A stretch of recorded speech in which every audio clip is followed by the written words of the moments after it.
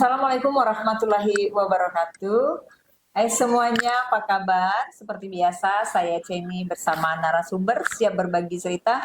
Tentunya masih di podcast Obsasi Rabain, tempat ngobrol santai, berbagi informasi dan edukasi. Dan hari ini kita akan membahas tentang pelayanan poli jantung di poliklinik rumah sakit kita. Tidak hanya itu juga kita akan mengenal lebih dekat sosok dokter spesialis jantung dan pembuluh darah yang biasa dikenal dengan sebutan ahli kardiologi ya Bu ya. Telah hadir bersama kita di sini Dr. Sondang Jasmine, SPJP. Selamat datang Ibu. Terima kasih. Apa kabarnya? Sehat selalu.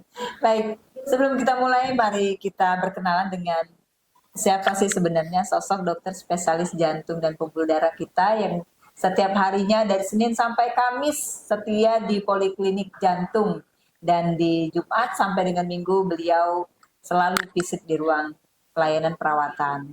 Silakan Ibu.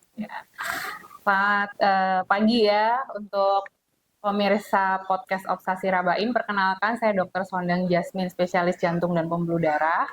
Jadi saya melayani di poli jantung dari hari Senin sampai Kamis, dan juga melayani perawatan inap ya 24 jam di rumah sakit kita, pelayanan emergensi, kemudian pelayanan ICU, kemudian juga kita memiliki pelayanan penunjang seperti ekokardiografi dan juga treadmill untuk pasien-pasien yang ada keluhan terkait jantung pembuluh darah maupun yang memerlukan untuk kebutuhan medical check-up. Luar biasa banyak ya Bu. Ya, jadi cukup lengkap di rumah sakit Rabain kita. Tentunya masih banyak pemirsa nih Bu, sahabat Obsasi Rabain yang belum terlalu mengenal detil pekerjaannya seorang ahli kardiologi itu.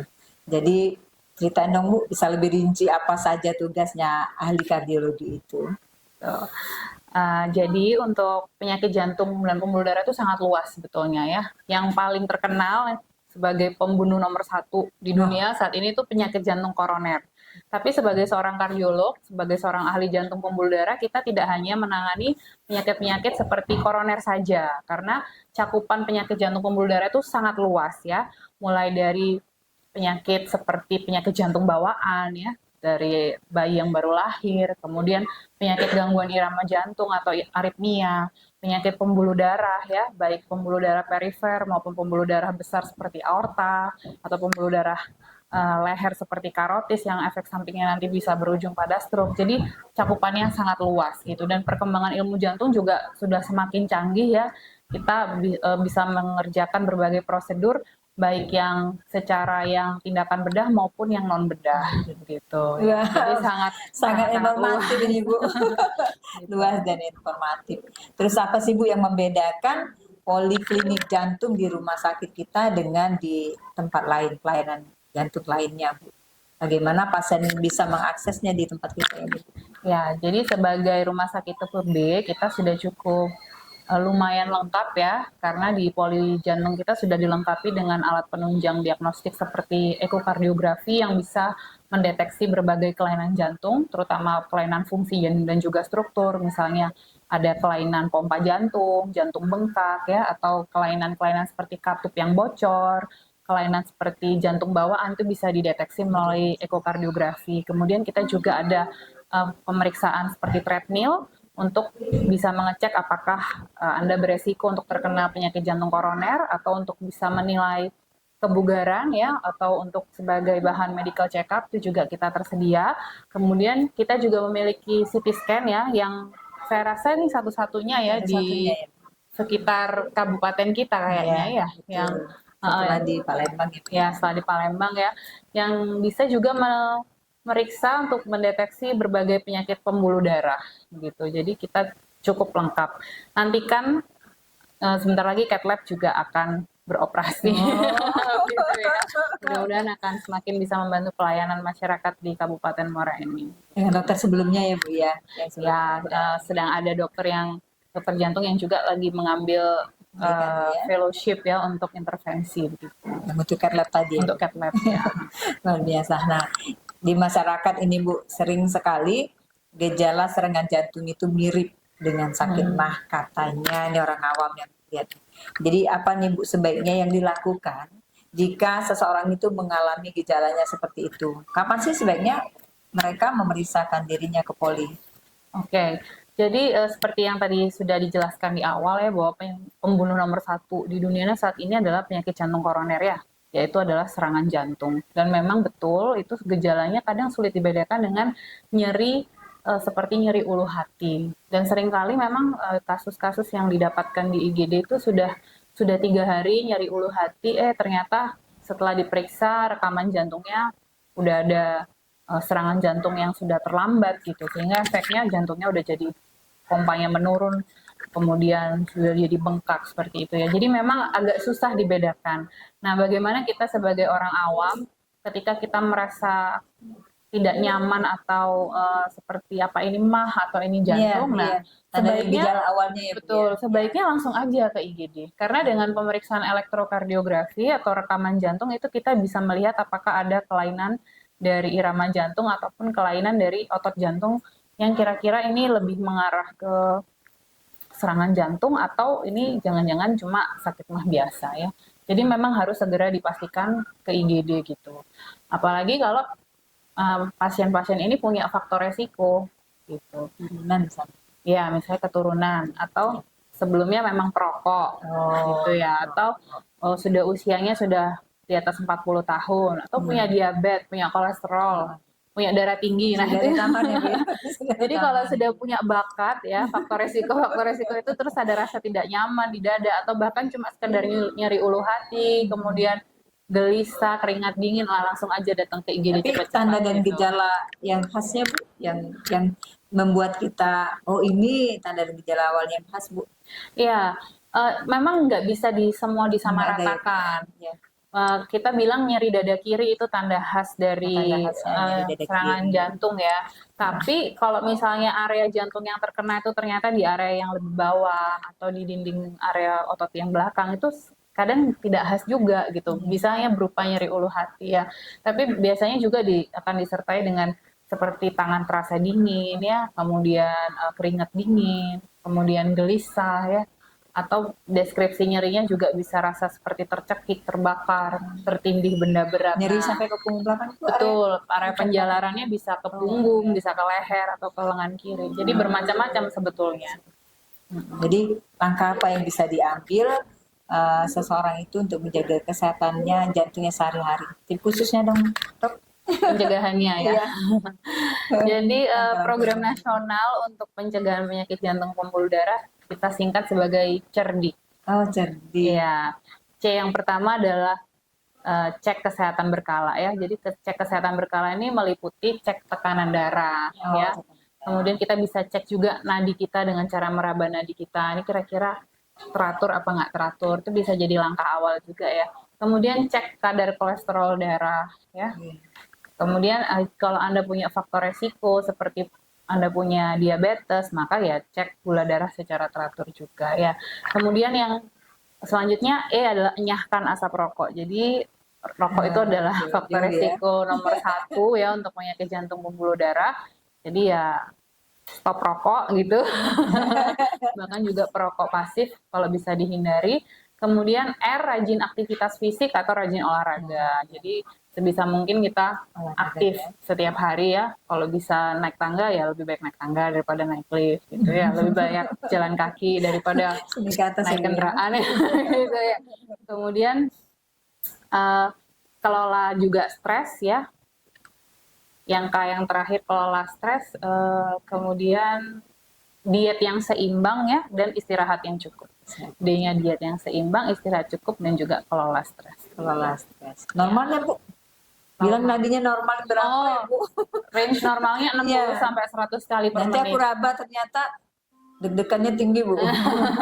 Tentu kalau kita lagi aktivitas ya pasti akan ada peningkatan denyut jantung ya. Cuma baru-baru ini ada campaign ya menari namanya meraba nadi sendiri itu supaya kita tahu kira-kira nadi kita itu teratur atau tidak teratur. Karena kalau nadi kita kok ini kadang cepet, kadang lambat. Nah, jangan-jangan itu ada penyakit aritmia namanya ya, penyakit gangguan irama, bisa jadi atrial fibrilasi yang itu penyebab jadi pencetus untuk stroke. Normal ya, Bu ya, dalam keadaan tidak biasa ya, Bu ya. Jadi sering-sering aja Rabana di sendiri. Kalau misalnya memang ada rasa kok kayak nggak teratur, langsung Iya. periksakan ke dokter jantung ya untuk dipastikan. Oke, poli jantung ya Bu, Senin Nah, sampai Kamis ya. ya. Terus jika seorang mengalami serangan jantung tadi, langkah pertamanya apa yang harus diambil untuk segera menolong? Jika di rumah nih terdapat tanda yang tidak nyaman nih, terus areanya jauh nih, mau ke UGD mau ke rumah sakit jauh, apa yang harus dilakukan dulu itu? Ya harus segera dibawa ke fasilitas kesehatan terdekat ya. Karena misalnya pun yang paling dekat puskesmas ya bawa aja langsung ke puskesmas. Karena di puskesmas pun sudah tersedia beberapa puskesmas yang saya tahu ya sudah tersedia alat EKG, juga obat-obatan yang emergensi juga tersedia ya sebelum nanti akhirnya bisa ditransport ke emergensi ya ke rumah sakit kita gitu. Cuma yang perlu jadi perhatian jika Anda menemukan ya pasien tiba-tiba misalnya memegang dadanya ya lalu jatuh dan tidak sadar, nah itu kita harus tahu penolongan pertamanya dengan cara melakukan resusitasi jantung paru ya dengan cara kita melakukan pijat jantung sekitar 100 sampai 120 kali per menit. Tenaga profesional ya Bu ya? Harusnya orang awam bisa. Oh harusnya orang awam bisa ya Bu ya? Betul, ya. Tidak mesti Harusnya orang profesional Bu ya? Kalau kita profesional kan kita akan memperhatikan hal-hal detail seperti meraba nadi atau kita melihat gerakan dinding dada ya. Tapi kalau orang awam begitu lihat ada orang jatuh nggak sadar, langsung aja cepat-cepat lakukan pijat jantung. Ya, pijat jantung yang efektif adalah yang kedalaman yang cukup ya. Jadi bukan kayak ngulek gitu. Jadi harus benar-benar itu otot dadanya itu ya tulang apa ini toraksnya itu rongga dadanya itu benar-benar ketekan gitu. Karena secara pasif kan bisa membantu untuk memompa darah tadi dengan penekanan dari tulang dada itu ya. Nggak usah bingung mana nadinya, mana ininya. Kalau kita awam langsung aja pijat. Kalau dia sudah sadar, artinya sudah bergerak, sudah ada suaranya. Oh berarti pasiennya sudah kembali gitu. Tapi pijatnya beda sahabat obsesi rabain, bukan pijet ya. Pijatnya begitu. Oh, bukan pijat, Bukan. pijat capek gitu. Ya, ya. Oke. Nih kalau di beberapa kasus nih Bu ya di penyakit jantung itu kenapa sih tiba-tiba dokter itu menyarankan pasang cincin jantung misalnya seperti tadi Bu bilang ada aritmia. Terus disarankan untuk pasang cincin jantung. Apa sih Bu manfaatnya? Oke. Kalau pasang cincin jantung itu pada kasus-kasus penyakit jantung koroner ya, bukan berbeda dengan yang tipe yang lain ya. Nah, untuk pemasangan cincin jantung itu sebetulnya ada 2 indikasi.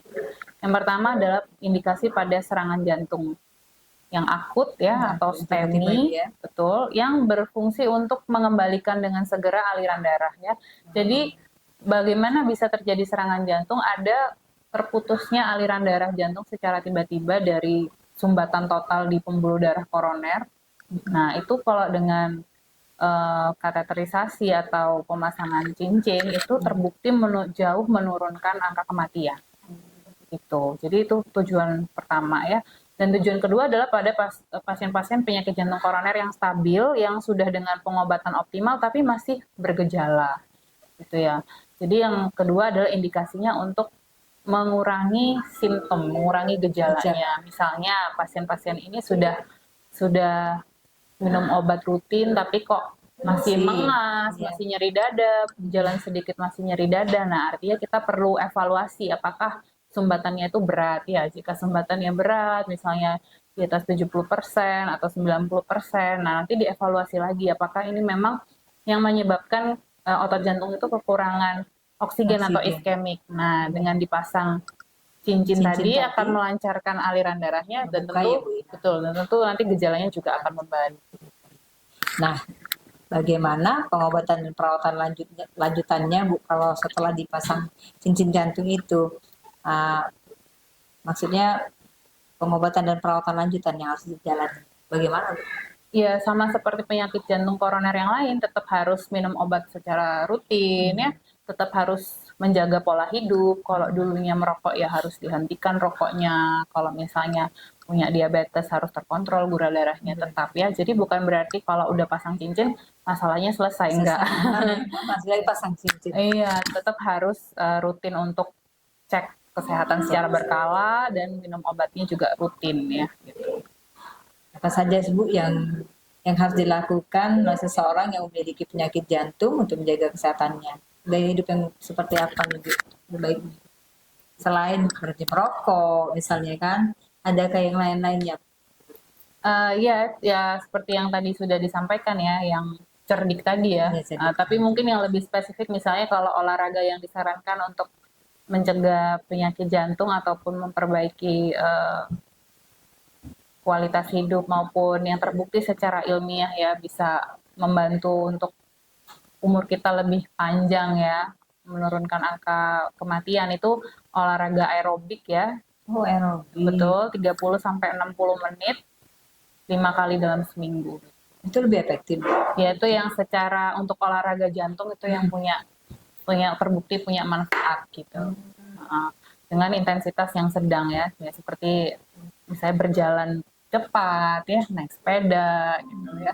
Atau kalau misalnya nggak punya waktu yang cukup untuk melakukan itu setiap 5 kali dalam 1 minggu, bisa pilih olahraga-olahraga yang intensitasnya lebih berat, seperti misalnya main tenis single ya, kemudian sepeda yang lebih cepat, lari. Nah itu kita bisa sekitar 1 sampai 2 kali per minggu tuh bisa, tapi dengan intensitas yang lebih tinggi. Baik, terima kasih Bu Dokter atas penjelasannya yang sangat lengkap dan bermanfaat. Sebelum kita akhiri, apakah ada pesan nih Bu Dokter yang kepada sahabat Obsasi Rabain yang sedang menonton podcast nih? Ya makasih sudah dikasih kesempatan untuk sharing dan berbagi. Jadi kepada seluruh pemirsa Obsasi Rabain, jika Anda punya keluhan atau sekedar ingin check up, bisa sangat welcome, ditunggu kedatangannya di Poli Jantung Rumah Sakit RSUD Rabain. Terima kasih. Saya ingin mengingatkan semuanya kepada sahabat Obsasi Rabain dimanapun berada untuk menjaga kesehatan jantung dan menjalani gaya hidup sehat seperti yang disarankan Ibu Dokter Sondang tadi, dan rutin memeriksakan kesehatan jantungnya. Jika ada gejala mencurigakan, jangan lupa ya di Poliklinik Rumah Sakit Umum Daerah Dr. Haji Muhammad Rabain, Poliklinik jantungnya di Senin sampai Kamis. Jumat dokternya ada, tapi di ruang tindakannya dok ya. Iya, Jumat untuk tindakan dan di unit rawat inap. Demikianlah obrolan kita hari ini. Apa pentingnya menjaga kesehatan jantung itu, semoga bermanfaat. Terima kasih Bu Dokter Sondang. Sama-sama, di tengah aktivitasnya masih menyempatkan untuk ikut di podcast Obsasi Rabain, publikasinya untuk di masyarakat agar tahu di rumah sakit kita sudah selalu stay pelayanan poli jantungnya. Terima kasih waktu dan pengetahuannya yang berharga. Terima kasih tim Humas, terima kasih tim PKRS, terima kasih Rumah Sakit Umum Daerah Dr. Haji Muhammad Rabain yang melalui Kabak Bina Program dan Publikasi yang selalu memfasilitasi kegiatan ini. Jika ada masalah seputar jantung dan penyakitnya, jangan ragu untuk bertanya dan berkonsultasi dengan dokter spesialis jantung dan pembuluh darah kita ini, Dr. Sondang Jasmine, SPJP.